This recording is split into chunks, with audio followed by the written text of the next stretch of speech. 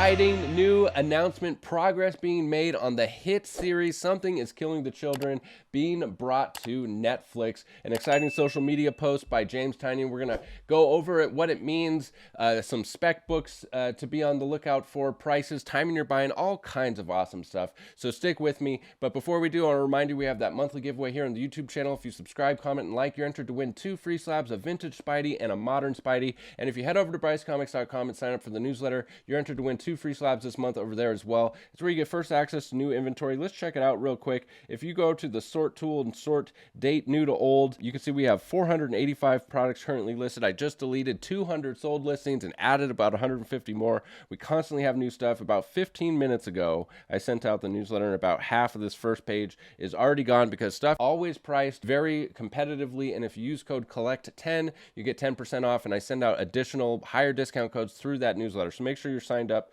over there, and follow us over on Whatnot. Link down below for $15 for your first purchase on Whatnot. Somebody used my link, got $15 towards their first purchase, came to the Whatnot show last week, won 2 giveaways. And I always say, if you win 2 giveaways in the same show, you get to spin an additional wheel for a chance at additional prizes. And he hit the $1,000. So this individual came, he bought something, got $15 off. I think he spent like 30, 40 bucks, won 2 free giveaways, and then got a $1,000 store credit. And he went and picked up 2 massive keys off the website for $1,000. And he sent me this message. You could see here, he used my link because this top part here is an automated message whenever somebody uses my link to sign up. Welcome to Whatnot. Thanks for using my link. I have items in the buy it now for $15 or less, but you can use your credit anywhere on Whatnot. And he responded and said, thank you. I'm new to Whatnot, so I'll try to log into your next show. New to comic book collecting in general. And then it was like a couple weeks later, or actually a couple months later, that was back in June. A couple months later,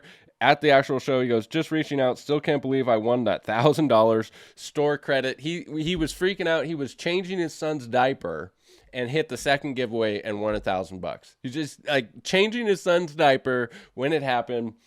Awesome time, having tons of fun. I hope to see you over there. Let's hop into the computer and take a look at this post from James Tynion. Here it is. Something is Killing the Children. I just got chills because I'm so excited about this. This is one of my favorite series in comics right now. James Tynion posted this. It was only 4 hours ago, and it's already got 4,175 likes. People are very, very excited about this. We've been, waiting for new announcements, but let's just see what it says here. Eurotrip Part 1, in which James goes to Berlin to talk about a certain comic book television adaptation for Netflix and has a very nice time. And here you can see the picture is of the first draft of episode 102, like the screenplay. And that's what's so exciting about this for me, and I know for other fans, is like now we're seeing that there's the actual draft. There's the draft of the thing. He's actually in Europe talking to the producers. So the people that the writers are Baron Bo Odar and Janchi, the German creators of Dark and 1899, Baran Bo Odar and Janti Fries, sorry if I'm butchering that, are leading the adaptation, which is the first project to come from their renewed Netflix deal. Some say the series could be Netflix's next Stranger Things. So, for those of you wondering what this series is all about, it's called Something is Killing the Children. It's from James Tynion and Werther Dell'Edera from Boom Studios. And basically, it's a series that centers on a small town plagued by monsters that eat children. A mysterious young woman by the name of Erica Slaughter has the powers to combat the creatures. So, it has Stranger Things vibes. It has The Walking Dead vibes. It's a horror series, and it has a ton of potential, a ton of fanfare behind it. I mean, some very, very loyal fans for this series because it's really good. It's really well written. It's really good. James Tynion is a genius when it comes to writing. I mean, some of his other popular stuff like Department of Truth and Nice House on the Lake, he's got some serious talent with keeping things interesting, throwing in twists and stuff like that. So we knew back from Key Collector's announcement back in February, Key Collector sent an announcement on the news and everything that they actually secured these creators for the show. And here we are in August, and we see that James is actually having meetings, in Europe to talk about this thing, and there's drafts and things are being there's movement. We go all the way back to April of 2021, and Key Collector said that the inside sources tell Key Collector that Something is Killing the Children is in development for a TV series. And it was all the way back in April of 2021. So that goes to show you, and that's like one of the big takeaways for this that I want to say is these things take time. You know, TV shows and movie and development deals, sometimes they take over a decade to come to fruition. I mean, think about Spawn. I mean, we still are like in development phases for that. Like, and it's been, you know, rumored for so long. So the big takeaway is these types of things can take a lot of time, right? But it seems like we're actually getting closer. And my big takeaway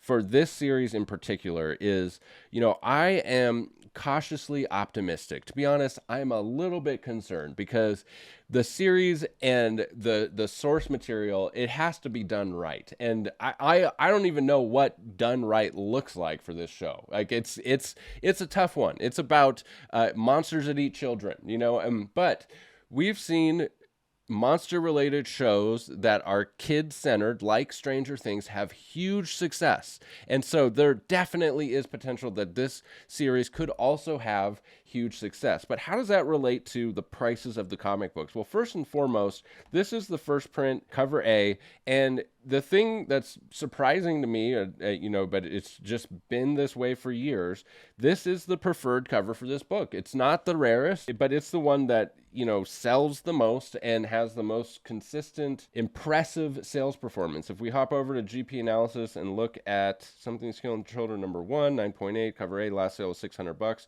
You know, this graph right here that we're looking at on the screen is very impressive. This weathered the boom in most cases. I mean, in the boom, you know, we had some outlier highs for 2000, but the average price in the boom was like 1200. But most of the things have much sharper drop off. This graph does not look like most comic book sales graphs having about the boom. I mean, now that it's down to about $600, of course it's seen its correction, but it's performed, in my opinion, surprisingly well, considering the correction of the comic book market. Last sale being $600.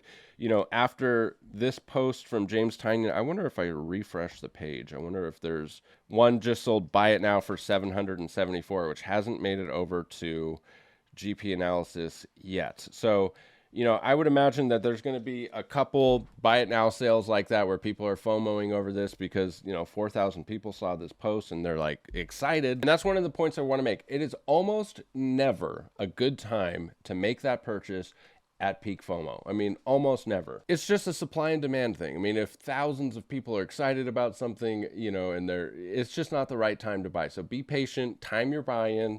There's still probably a long time before this actually comes to Netflix. I'm not sure exactly when. The best that Google could say from AI was that as of February, the creators have been, you know, adapted. So it could be a long time still until we get it actually coming in Netflix. But I don't think this book is going to come down much more than $550. The low sale this year, $475. I mean, I don't think this book is going to come down past $475 until the actual show comes out. Now that we're seeing traction and movement, the potential of this thing. So if you can set a search and find it for around $500, $550, I think you can. I think there will still be opportunities to buy it for around $500 before the show actually comes out. But what's going to happen to the price of this book when the show actually comes out? And some interesting comparisons here are from the series The Walking Dead, which coincidentally I just started watching again. There's a lot of similarities between The Walking Dead and Something's Killing the Children, and they're also very unique. Print counts, for one. The Walking Dead has a much lower print count, like across the board, than Something is Killing the Children. That's something to consider. Is Something is Killing the Children, the market is fairly saturated with variants, and I mean, let's be honest, it's very saturated with different variants. I mean, how many awesome, cool Erica Slaughter covers are there, you know?